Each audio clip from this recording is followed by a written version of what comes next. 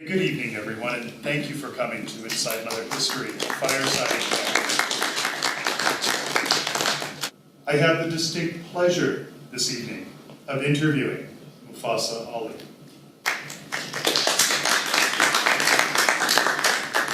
Well, let's start right at the very beginning. Please tell us where you grew up and a bit about your family. Let me remove this so that you can see my eyes. I grew up in, thanks for having me. This is really a great honor. I grew up in Newark, New Jersey. So I'm a tri-state New Yorker, New Jersey, Connecticut type of person.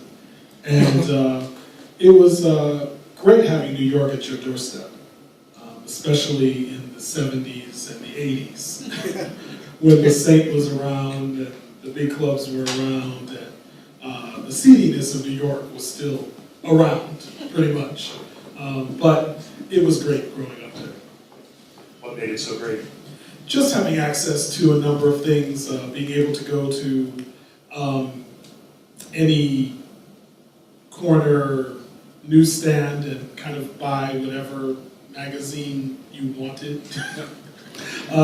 Having access to the city, all the culture, all the things, and growing, and as I started to know more about myself, there were a lot of outlets that were available in the city that were easily accessible back then. When we were preparing for this chat, you depicted having grown up in a church community. You said that your family church actually was sort of a village in its own right. How so? Well, I grew up in a Black Pentecostal church family, the Church of God in Christ, which is the largest Black Pentecostal denomination in the U.S. and probably the world. And our family church was basically, everyone was aunt, uncle, even if they weren't related to you. So even to this day, when my family comes home to New Jersey, the church family welcomes them, and we have dinners and a number of those types of things, which is a little bit unusual for a Pentecostal church. They don't talk about it, but they show it in love, that they love my family. Our children, they've christened my children at their altar, and I'm allowed as a minister to sit in the pulpit there. So again, it's probably don't ask, don't tell, but there is a stream of love that I grew up with throughout my growing up that made my particular experience one that was wonderful and not crazy. Fill us in a little bit on that. Why was it so wonderful? I think the amount of love and the amount of attention that I got there.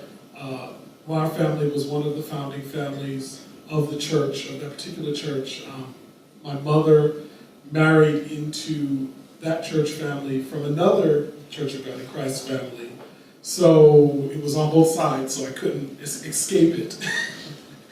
I was born into the church. And so the music, the food at great events, and marked many milestones there about me finding myself and spiritually being loved and understanding and coming up with a sense that really God does not hate me. I think a lot of people come out of the Pentecostal church or a lot of church experiences with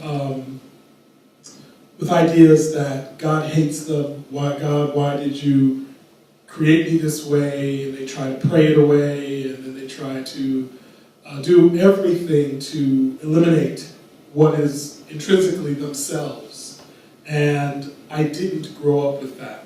Now that was my particular experience. I took it that way. My family was always about education, always about making sure that that was first and foremost in my life, as well as the church, as well as a sense of spirituality.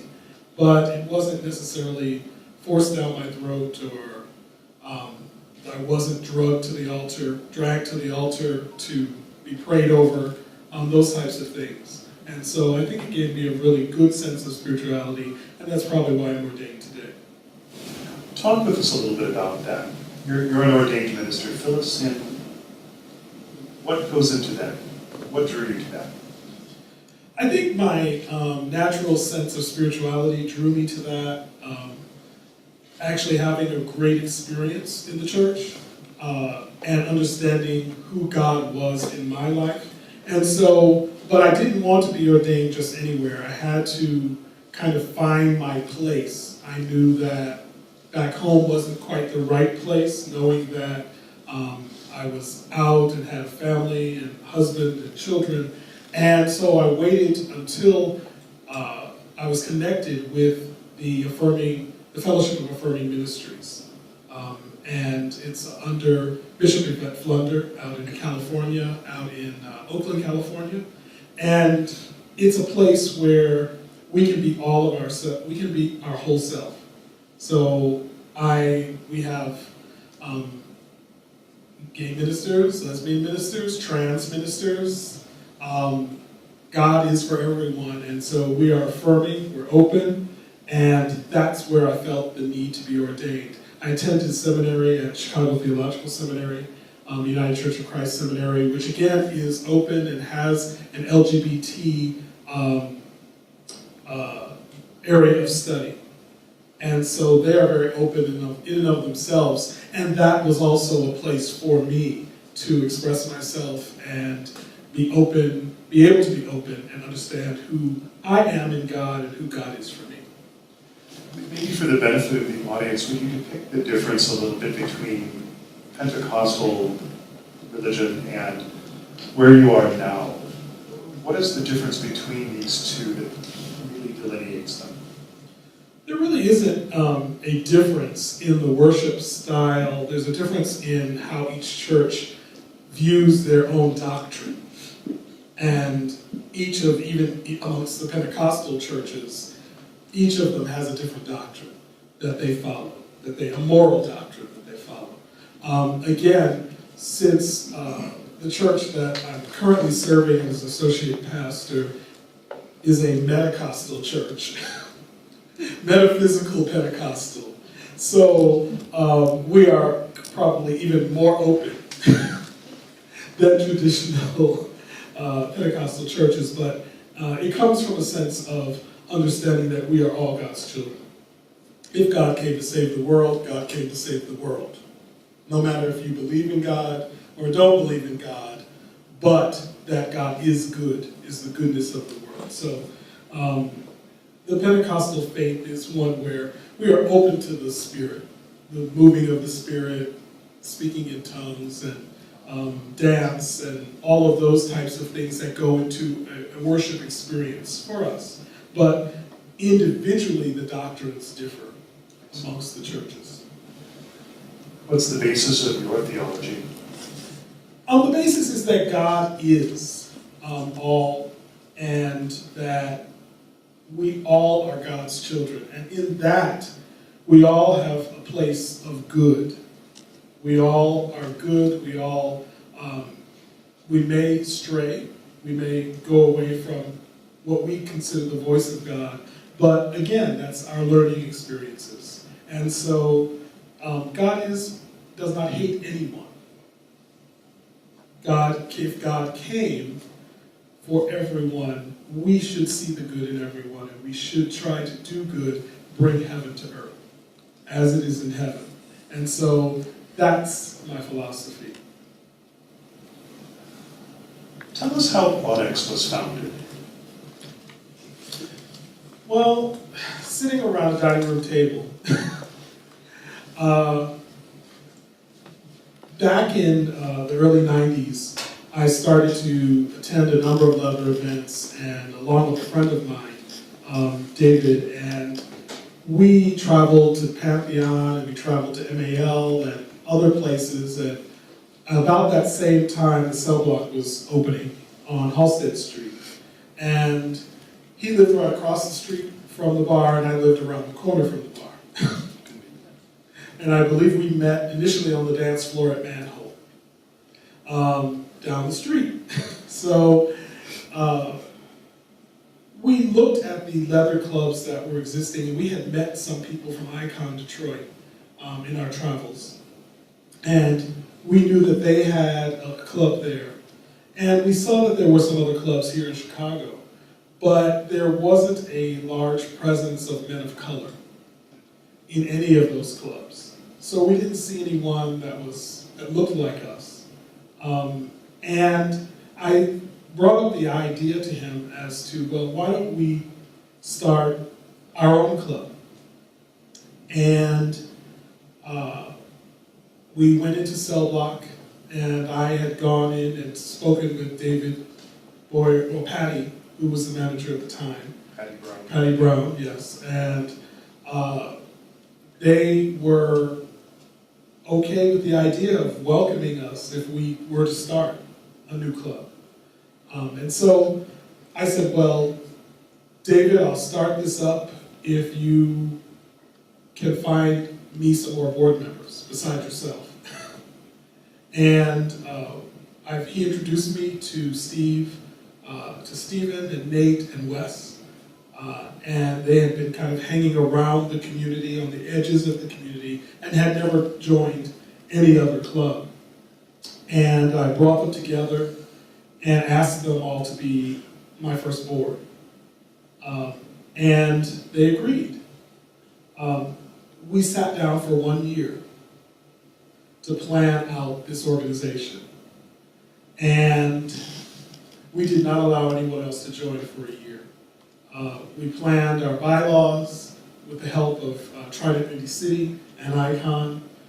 We looked at other clubs, Amigos Latinos, Asians and Friends. We looked at them to see how they were structured because we were a men of color club. And we didn't want to discriminate against anyone. The question was on the table again. 3 of our members had Caucasian partners. And the question on the table was, how do you feel about your partner not being able to be a full voting member of this organization? And the answer came back that they were fine with that this was something specifically, a need that needs to be met, a place for us to, quote unquote, not get outvoted if there were things on the table that we needed to have happen. So if we wanted fried chicken at the annual dinner, we could have fried chicken at the annual dinner. Or if we wanted old school music at our dance, we could have old school music and not electric techno music. Not to say that, of course, you're not going to get disagreements and votes one way or the other. But again, there was a purpose. That men of color needed a place to come together to talk about issues that were germane to men of color. And that don't always get put on the table in other instances. Such as if we're in a flogging scene and you've never flogged someone of color before and their skin is too dark to see red, what do you do? How do you handle that? There are other things intrinsic in the African American culture concerning flogging and being whipped and other things and other topics that don't always come up in other circles, but they always come up in the circle of Onyx. And that's what the intention was. A bridge to the general leather community. There weren't a lot of black men or Latino men walking in off the street to Cell Block or to leather bars. And if they did, they might turn around and go back out. So it was intentional to try to build a community here in Chicago at first. And as we gained associates outside of Chicago, then came the idea of people outside of Chicago asking for other chapters, asking how could they be connected. We had the snail mail list before the internet. I used to write some newsletters, my husband used to write newsletters, Other people used to write newsletters. We used to put it in the mail, get it out. People started coming to IML. We started a dance, the very first dance at IML, because it was said that Leathermen don't dance. But we said, we do, and we're Leathermen. So we asked for space at IML. It was granted to us, and 20 years later, we're still going strong and doing the dance at IML as well as other events across the country. Another thing is that people, the general leather community wasn't giving, we were in the throes of the HIV crisis. And the leather community in general was not giving to people of color organizations. And our people, the African American people, Latino people, were being affected as well as all people were. And our fundraising, a lot of our fundraising went to those organizations that were helping the African American community, HIV organizations in the African American Latino communities. At that time, Minority Outreach Intervention Project and others that were doing that type of work. We also gave to orphanages. We also gave to the Leather Archives as part of what we wanted to do. Our colors are hung there. We gave one of the first bricks. So we see a wider scope of our need for giving and fundraising and as who we are. And that helps us out a lot as well as the community. How have you seen the dance at IML evolve over the years? I think from us having to go to the lobby and pull in people to the third floor of the Congress Hotel and say, we're having a dance upstairs, don't go out to the bars, come upstairs and be with us. Our friends from Icon Detroit were with us in that first dance. Sion Flair, who is a very well-known community activist and, what would you say, party host, General personality. General personality in the community here, was there in heels and booty shorts and has been at our dance every year. And it's grown in that people see our hospitality, people see our genuineness, people see us just wanting to have fun and be who we are. And 1,500 people later, it's evolved into one of the prime events at IML each year. That's true. Unfortunately, these days, the cell block isn't much to write home about, but how was the cell block when you were first bringing your club group there? Patty was great. The bar was great. It had a dance floor. And we used to, on our club nights, which were on Sunday nights, we used to cook. We used to, each month, there was a different set of cooks who had charge of that night, and we would cook a meal and bring it to club night and sell plates for fundraising. One of our associates would make us cupcakes, double chocolate cupcakes every month to go with the meal. So we would come, we would dance, we would socialize, we would eat, and we would have a great time. It was a great place for us. Well, Onyx is now celebrating its 20th anniversary. How do you feel about that? Thank you. I'm ecstatic. Again, never would I have thought. And again, when you're founding something, you don't think. You're trying to think of the next day or the next, can we get through the year? We've had arguments, we've had disagreements, we've had votes that don't go my way or someone else's way. But through it all, we're still together, and larger than we were when we started. After that first year, people started to write to us. We advertised in Gay Chicago and Windy City Times. That's what you did back then, and in order to kind of draw people, or hopefully that people will see who you are in word of mouth. And my husband was the first member. I had lost my partner a year before that. Met him when he came to join the organization, and we've been together ever since. So we're almost celebrating along with Onyx, how long we've been together in a relationship. So it's just, I think, a testament of the need, and that what we thought would work did work, and has worked, and is still introducing people to the community at large. Well, when we were preparing for this, you mentioned that Onyx is actually founded on the concept of a village. How is that? Well, I think that each of us is each other's brother. And again, we have associates that can be any gender, any race, and are welcome at all of our events except for our business meetings.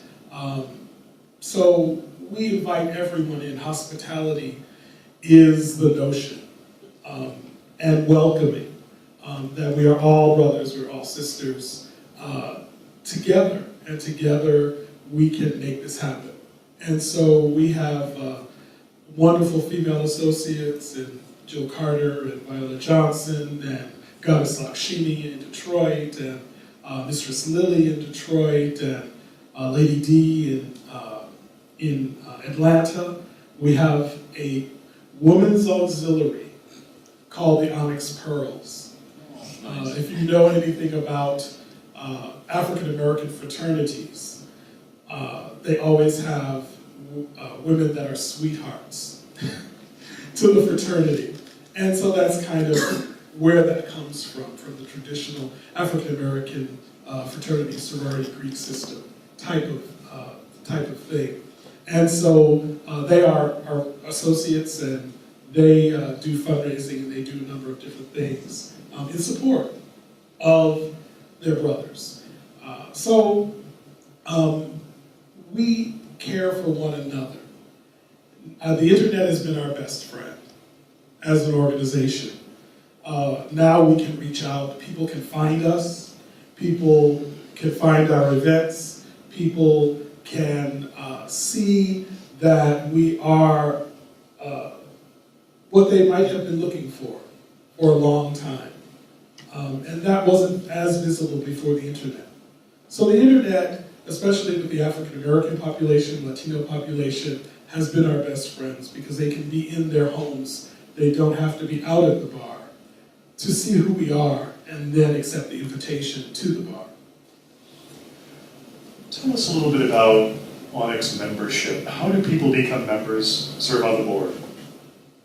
We have a traditional pledge process, interest groups. We have a pledge master on each of the boards of the chapters: Mid-Atlantic, Northeast, Southeast, which is Atlanta, Northeast is New York, Mid-Atlantic is based in DC, here in Chicago is Midwest. We're starting Southern California and Northern California chapters as well. And there's a pledge master on each of those boards who gets applications from interested parties, interested people, starts a relationship with them. We are having, say, an interest group meeting this Sunday for Chicago. We met the pledges in Mid-Atlantic when we were there for Mid-Atlantic Leather, because there's a line going on there. So it's a traditional, again, fraternity line, but the pledge process is one of learning. It's one of learning and finding out more about yourself, and especially as it relates to leather and your fetish life. So they go through the history of Onyx, the history of the leather community, the history of notable people of color in the leather community, They read the Leatherman's Handbook, they read Leather, Sex, they read Kay Berlinger's Black Men in Leather. They read a number of different books. They come together and talk with one another. They go through like a 6-page list of fetishes. Wow. Have you tried this? Have you thought of this? Have you thought of that? Because again, we want them to see the broad spectrum of what the fetish world is. So they go through that. It's a minimum of 3 months. Wow. And then, as deemed fit to move into the organization, they've also gone through interviews before they've entered into the line. They've met with the board, they go through interviews with the body who votes on them as to whether they're allowed to come onto the line. They come onto the line, they pass through, they're questioned again, and there's another vote by the body. So it's a very democratic system. What's the biggest misconception about Onyx? The biggest one we get is that we're a sex club. And from the outside looking in, especially in the people of color community, because we're more open, because we're sex positive, it appears that way to some people, and they want to join or they want to be there because they feel it's a sex club. We tell them no, it's not. We educate them. People still want to believe what they want to believe, and will believe what they want to believe. And sometimes we invite them to an event and they're like, oh, it wasn't what I thought it was going to be. And they don't come back. But some stay. And it's those people that understand, and even when they're told who we are, that understand and want to learn and are eager to learn. And we're finding more and more young people in their 20s entering into Onyx, entering into the leather community. And I couldn't be more happy and more proud that we're able to mentor them. How do you see the inclusion of more men of color in the leather contest circuit?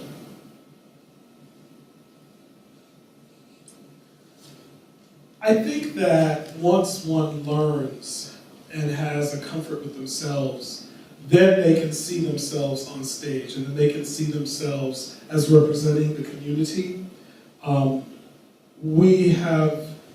It kind of ebbs and flows with the number of men of color that we have in the contest, and most years we can count them on one hand. But we're there.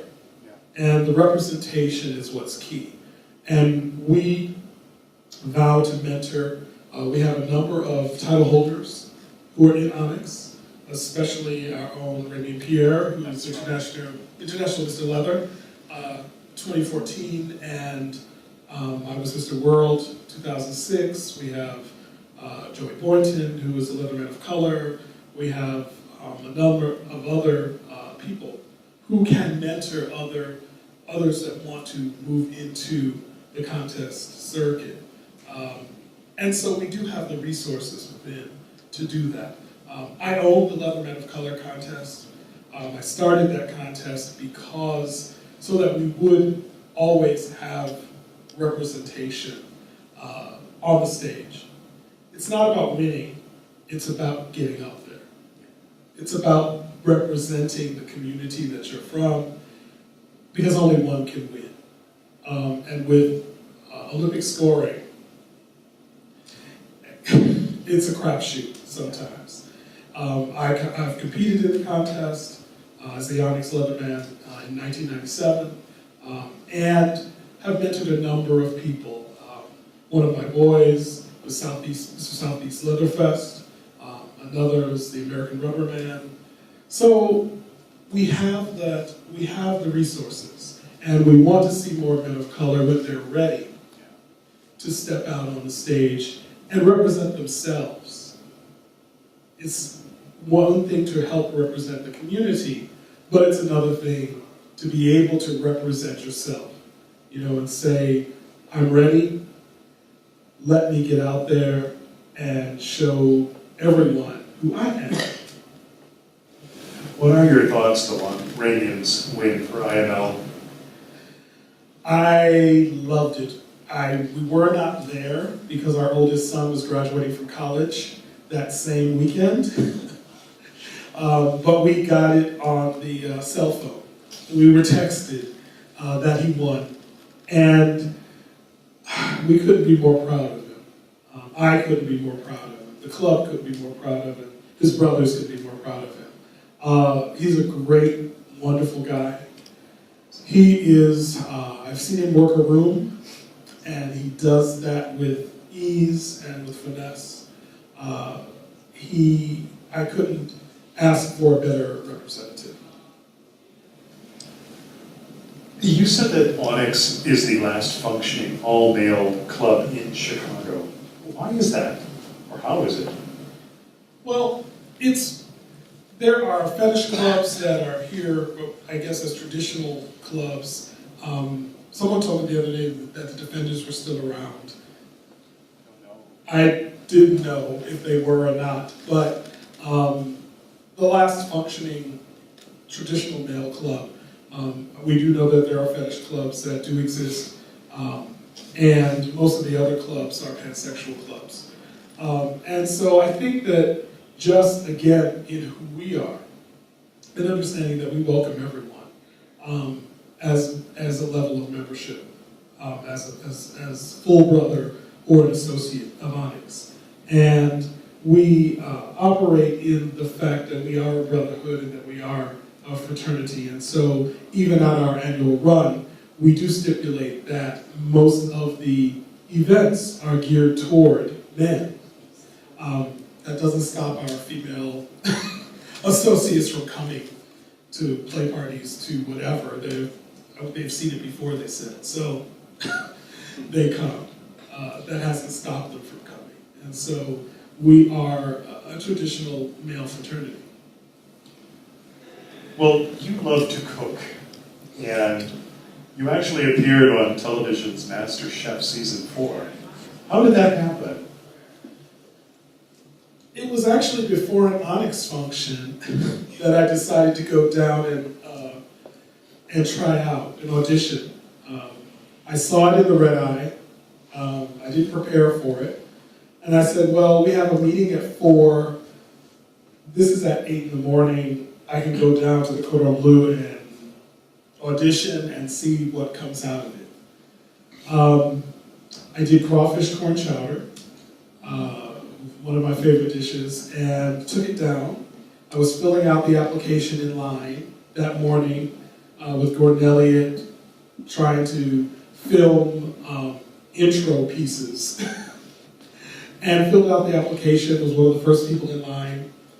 Got inside, and they loved my dish. And swept 4 of the 25 people into another room. Questioned us again about our dishes, about our lives, about who we were, and swept us into another room and said I got a call back. Many contracts and tests and physicals later, I ended up on TV. What were your thoughts on that? How did that feel? It's exhausting. It was a wonderful experience meeting all the 100. There were 100 of us who made it out of 35,000. Wow. And up at 6 on the set, it was cold in California, believe it or not, in January. Back in the room at 10 o'clock at night, cooking, filming, all in my collar, because I guess I was to portray the pastor or the preacher as to who I was. Women were cooking in heels, and so it's all for TV, yes, all for TV, all for the drama of it all. Had sheep running around us because we were going to cook lamb that day. So it was a great experience. I hated being away from home, but they took away our cell phones, they took away our computers, they took away all forms of communication while we were there because we were sequestered. And so no tips from home, no recipes, flown in. So it was a great experience though. I loved it. Would I do it again? I don't know. But it was a great experience. Loved it. Made it to the top 40 before it was sent home. But it was great. It was great meeting the people from across the United States and hearing their stories and tasting their food and those types of things. So it was great. You actually did make it onto television? Yes, so if you go back to season 4, there are a lot of shots of me. I don't understand why, but there are a lot of shots of me. Maybe I'm cute or something. But there are a lot of shots of me looking over my shoulder and looking back and cooking and a number of things in the first 2 or 3 episodes. So I did make it onto TV. If you could change anything about your leather journey, what would you change and why? I think I really don't want to change anything. I think I would have liked to have started earlier, maybe. So I would have had much, much, much more experience and many, many more good times and understanding and growing into it, of course, in my late 20s, early 30s. I think that it would just be, to have seen that era where it was really, really old guard leather, and seeing that and understanding more of what that was firsthand. I had great mentors and great people in my life that I've met and was able to meet Jill and Vi Johnson and Jill Carter very early on. Actually, my husband met them first, and they questioned him as to who I was, and finally met me, and they've been my parents in leather ever since. And so I thank them for that, and I thank the community for understanding who I was and who Onyx is as we grow and as we grow together. What words of wisdom or mentorship can you afford younger people or new people cutting into the scene? I think that that everyone's journey is their own journey. Don't try to be like anyone else, but find yourself through other people. Ask the questions. There are no dumb questions. There are no taboo questions because someone has experienced it, someone has been through it, someone knows what it's about. And the Onyx network can point you in that direction. So if I don't know how to do it, there's a brother that does. He may not be here in Chicago, he may be in DC, he may be in California, but I can network you to those people that you need to talk to. And that's been the beauty of Onyx, and that's been the beauty of our network. Being able to understand and see that, there's someone into sounding. At our last anniversary, there was a sounding class, a sounding demo, there was a sounding circle, I believe, that they had in one of the hotel rooms. Someone is into something else, and so people start to find each other, and that's the beauty of it, and that's the network, that's the village. It extends not only in Chicago, it extends to New York, it extends to DC, it extends everywhere in between, because we're connected. I would like to thank you for an amazing interview, and I thank you. Thank you. Thank you so much. Thank everyone for coming out.